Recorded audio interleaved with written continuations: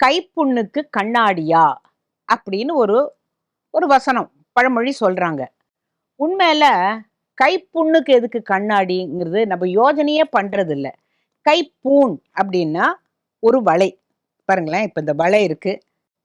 இது ஆஹா எப்படி இருக்குன்னு பார்க்கறதுக்கு ஒரு கண்ணாடிய கொண்டாந்து இதுக்கு காட்டியா நம்ம பார்க்கணும்? வேணுங்கிறது இல்ல. இல்லையா?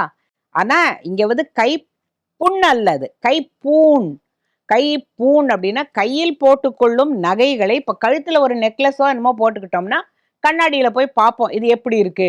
நல்லா இருக்கான்னு பார்ப்போம். ஆனா கைப்பூணுக்கு கண்ணாடி தேவையா? கையில போடக்கூடிய கடகம், கங்கணம், வளையல், காப்பு இது போன்ற நகைகளை இப்படி கையில போட்டு பார்த்தாலே போருமே நல்லா இருக்கா நல்லா இல்லையான்னு. அதுக்கு போய் கைப்புண்ணுக்கு கண்ணாடியான்னு சொல்றது தப்பு. ஸோ அப்ப நம்ம இனிமே நம்ம இதை எப்படி மாத்திக்கணும்?